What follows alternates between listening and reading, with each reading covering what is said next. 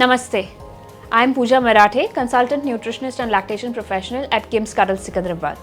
And today I bring to you a live session which is special because a friend who is also a nutritionist, and she is going to join us for this amazing talk on National Protein Day.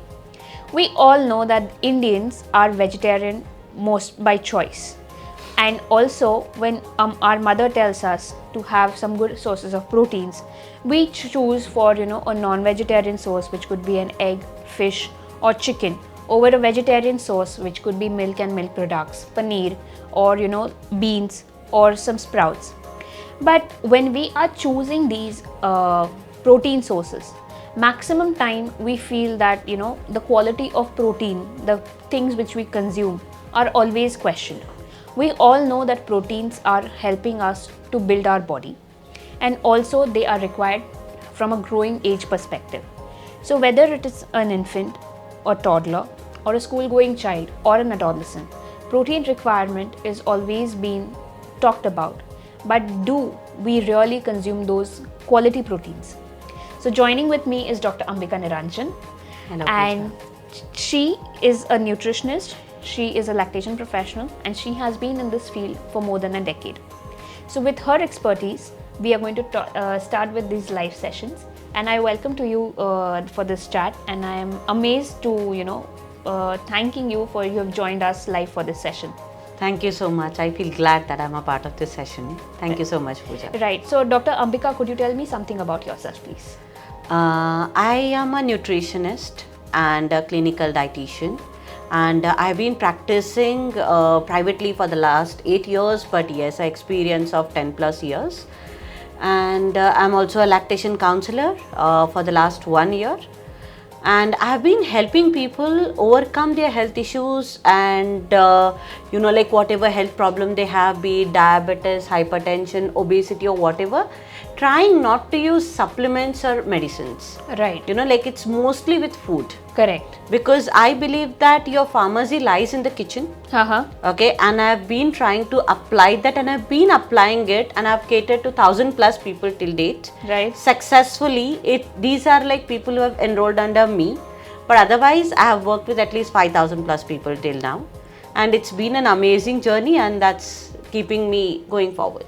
Right. So, Dr. Ambika, basically when we talk about proteins, every household, the mother tells that, you need to eat dal, you need to eat sprouts. The retaliation from a child or retaliation from anybody comes in. And, Yes. The Indian cuisine has such amazing varieties, whether it's a thin dal or it's sambar or it's, maki dal or Yes. it's any other sprouts variety. The consistency is different. Yes. So adequately, when a person goes to a dietitian and the dietitian says ek katori dal, and we specify it should be thick or thin. Yes. Okay.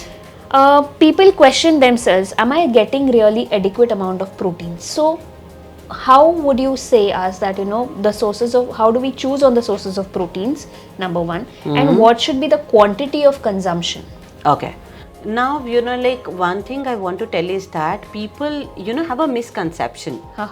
First, it was like proteins was for bodybuilders. Yes. Okay. If you eat protein, you get that bulk. So guys would eat protein, and girls were trying to avoid protein. That's why those ladies we see these days are suffering from osteoporosis, hormonal imbalances, and many such things. This was one thing. Second thing is, now people have started talking so much about protein that people only want to eat protein. Correct. Okay, it's all about a balanced meal and a balanced diet throughout the day. Okay. That they need to follow. Okay, coming to what is the quantity of protein that you're supposed to eat, it depends upon individuals. Okay, it depends upon individual body to body. Now, if somebody has renal problem, like kidney issues, then they need a little less protein and the quality of protein varies. Okay. If somebody is wanting to lose weight, they will need a little more higher protein. Okay, but again, higher protein doesn't mean that they stay only on protein. It's like 0.8 to 1.2 grams per kg weight. So like if you're weighing about 80 kgs and if you're planning to lose weight, you can take like 80 to 90 grams of protein a day. Right. And not more than that. Now saying this, the person may just have 80 grams of protein in a meal, Absolutely. which is again bad, because your body cannot absorb so much. It can absorb only 25 to 30 grams maximum, depending upon your gut health. Right. So all these things, need to be calculated and mashed up. This is the knowledge that people are lacking these days. Correct. And coming to quality of protein, people think only non-vegetarian gives us quality protein. Very wrong information. Okay, that's a myth being followed. Even the vegetable, like the broccoli, the cauliflower, the beans that we're eating, that also has some amount of protein. Right. Like 1 cup of broccoli will give about 3 grams of protein. You just need to maintain a good gut health, so that that protein is getting absorbed by your body. Absolutely. The same way, every vegetable that you're eating has some amount of protein. You just don't know how to cook it and how to pair it. Right. So these things matter. And when your mother says that you need to eat protein, you're eating your idli, you're eating your dosa, rice and dal ka combination, definitely a protein. There is sambar along with it, along with vegetables. There is protein and fiber both. Right. You're cooking the sambar in ghee or oil, you're getting the fat as well. Right. So that's how Indian cuisine is very beautiful and very beautifully balanced. Right. The people are messed it up later in the form of diet, in the name of diet. That needs to be corrected.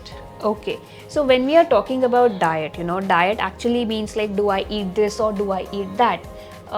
Pun intended. But when we are talking about sources, now many people, whether they follow a vegetarian cuisine or a non-vegetarian cuisine, okay, and prominently there are many people who go for mixed cuisines. Okay? Yes, right. Mixed choices. Yes. But when we put up a choice of vegetarian sources, we see a different expression. Whether it's a child, whether it's any patient coming to us, and then when we say a non-veg, it brings a smile on their faces, right? So I would like to take this opportunity to educate people in order to understand what are the vegetarian sources, what are the non-vegetarian sources, and people have also started, believing vegan. Yes, veganism. Yes. So what choice of proteins can they have when they are adapting to a lifestyle which is temporary? Okay. Temporary. Okay, Yes. got it. Yes. So can you please help me in that? Okay. So when it comes to vegan, let's go step by step. Vegans, there are sprouts. Okay. There are legumes. There are lentils. Lentils paired with rice roti in the right ratio, because only lentil is no protein, since it's not getting absorbed as protein by your body. And then there are nuts and seeds, Right. nut butters, seed butters. There is soy, there is tofu, and then there is soy milk. Okay, there are nut milks. Apart from that, I can think of like sprouts. Okay, and then vegetables. As I told you, you just need to maintain a good gut health. These are the very good sources of vegan proteins. Absolutely. Apart from that, they can go for nutritional yeast if they believe that, okay, they are not getting enough protein, they cannot eat the nut butter, seed butter and all that. 1 tablespoon will give 5 grams of protein. So, just add it to your dals or something, and you're getting 5 grams of protein there. Okay. Okay, that way vegan diet can be managed. Now coming to vegetarian, apart from whatever we mentioned in vegan, along with that there can be sources of milk like paneer, cheese, curd, yogurts, and even there are a lot of cheeses that are higher in protein. Okay. Okay, so these things can be managed with vegetarian diets. And when coming to non-vegetarian, it can be along with all the vegan and vegetarian options. There are eggs. Okay, there are poultry. There is poultry like lean meat chicken.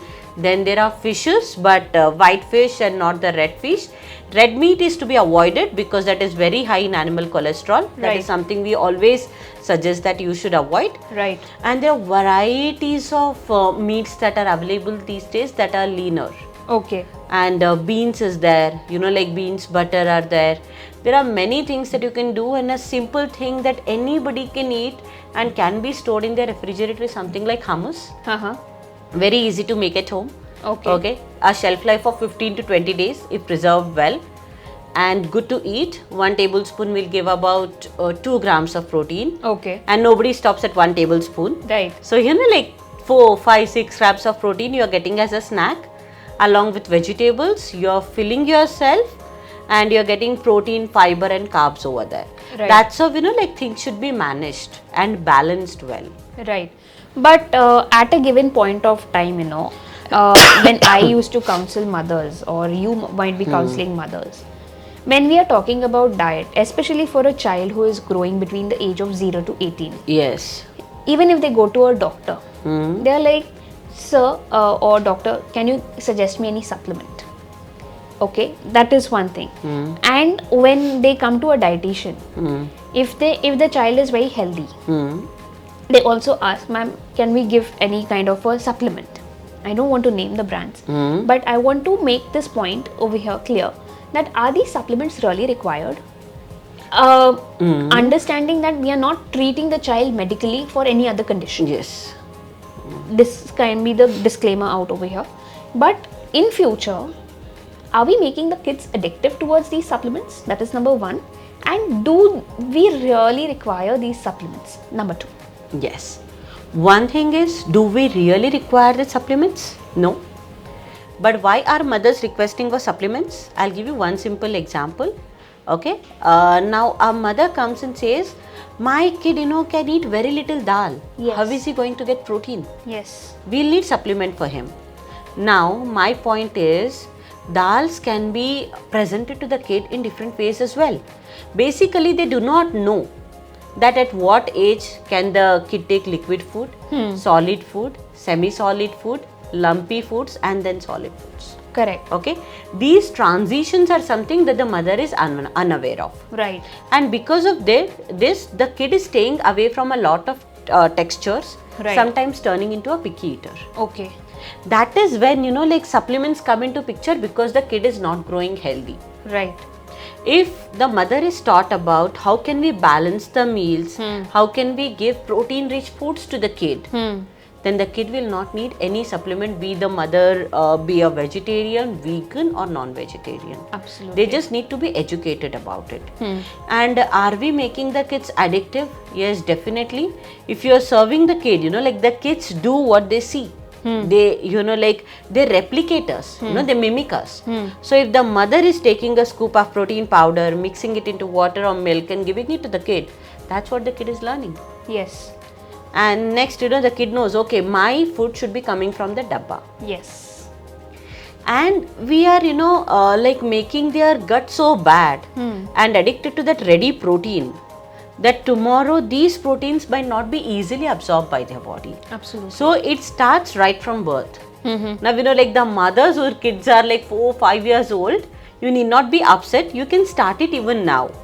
And, like make the corrections. Better late than never. Right. So, like if you are thinking that you have been giving supplements to your kid, you can stop the supplement even now.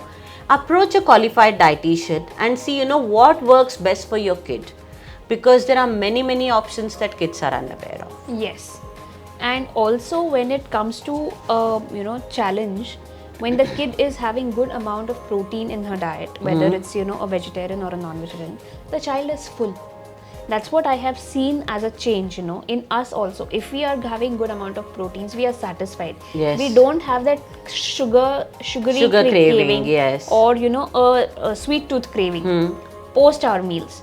Yes. This is what I feel is the benefit, and what you rightly said, that going to a qualified dietitian, Yes. making an understanding effort for having a customized diet is the need of the hour. Yes. But Dr. Ambika, we get influenced by what the market trend is. There are protein bars available, there are granola bars, there is these dry fruit bars, okay, our traditional chickpeas, okay, and we try and offer it to the kid. Over a period of time, the child just gives up. He says no. Okay, that is number one. And dry fruit laddus, Yes. or we put some protein powder in milk. Child gets adapted to that and leaves our traditional recipes. True. So, how do we overcome this challenge of making the kid aware that our homemade items are much better than having taking a supplement in milk? One thing is, start the change with yourself. Right. If you are having milk in front of the kid, and you're giving milk to the kid with the protein powder, the kid is going to learn the same thing. You have to eat laddus in front of the kid, okay, and relish it in front of the kid and say that, see, I am so strong right now because I ate this laddu. The kid is definitely going to start doing that. Right.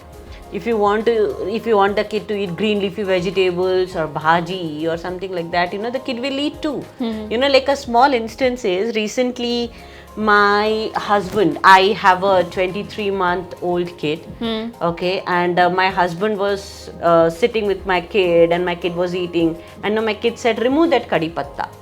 He knows what kadhi patta is, okay, and sometimes I might have accidentally removed it when he was small. So I said, remove that kadhi patta. What my husband did was, he picked up the kadhi patta, he ate it, and he said, wow, so nice. He also said, I want to eat kadhi patta. Right. He ate it, and all the kadhi pattas in the plates were gone, and he said, I want more kadhi patta. Right. That's how things start. We have to start it somewhere, and we have to start it right. And it starts with home. And when it comes to protein bars and all that, they will definitely have some sort of preservatives and additives. Rather than that, like our traditional chikkis and laddus are the best thing. Correct. In fact, I wouldn't even recommend, like the protein bars that are coming from outside, which have whey protein and all that. Rather than that, we can give them these laddus, these chikkis, like we can give them dal chawal, idli dosa, softer and like better, or make roti rolls, add some boiled eggs into it, or add some chicken into it. You can add avocados into it, and like add some nuts and seeds powder in it. There are many ways you can present food to your kid. Right. All I am saying is that you just need to know how to balance it out. Right. So this incidence of yours, also reminds me when I would counsel mothers. They would come and complain me that my kid only selects non-veg whenever we are going out. Okay, and he is a hardcore non-vegetarian and doesn't eat vegetables. And I would try and incorporate, whether the vegetables can be added as a puree to the chicken base and everything. But the taste changes is what the mothers used to say. Being a hardcore non-vegetarian at a growing age, is it actually correct? Not at all. A lot of protein in the diet of the kid will lead to leaching of calcium from the kid's body. Okay. And a lot of load on their kidneys. Correct. Like the kid is still growing. They are, growing. Everyone is growing. And if, like we are giving them the food that is taking a lot of time to digest, all the energy is going in the digestion process. And we are not getting the energy that we need for a rejuvenation and repairing process. Right. So, being a hardcore non-vegetarian, one thing is protein is going in excess, which is load on the kidneys. The child is turning it to be a picky eater. Okay. The child is lacking all the vitamins, minerals and fiber that will be coming from the vegetables. Right. So yes, definitely it's a bad option, and they need to start introducing vegetables in a small amount. And my question here will be, how did the child get only non-vegetarian options? He was exposed to so much non-vegetarian when they went to restaurants. Absolutely. And now, like they should start going to vegetarian hotels first. And make the kid eat vegetarian food. We can say no non-veg is available here. Right. And he'll get used to other foods then. Absolutely. So we have been conversing a lot about protein because 27 February is a day where we celebrate National Protein Day. Yes. And at KIMS Cuddles we believe that education and awareness is the prime key at this point of time. Yes, true. So I really thank you for joining us for this session and putting your important views out over here, taking out time for this schedule. Thank you so much. I feel obliged to be a part of this. Yeah, but before we conclude, I would like you to give us a takeaway or a message for the mothers who have been listening to us. Okay. One thing is, never, follow the trends. Don't do what your mothers did to you, do what your grandmothers were doing, because they lived longer. They knew what actual tradition is. Now, we believe that this is in trend, let's follow this. Protein powders are in trend, protein bars are in trend. Before this, keto was in trend. Yes. Before that, paleo was in trend. The trends keep changing. What is sustainable is home-based balanced diet. All you have to do is, before you start weaning to your kid, if you're pregnant, Please meet a dietitian and know what is right and what is not for you. Once you have given birth, before you start solid to your kid, which is after 6 months, approach a pediatric dietitian again and understand, like that how should the transition happen, because the kid is just newborn. Like you just cannot keep giving any baby packed foods and all that. The kid can eat everything in the right way. You just need to have the knowledge. Approach a qualified dietitian and see how should it happen. And all that you're going to get back is a very healthy, happy and healthily growing kid without any complaints.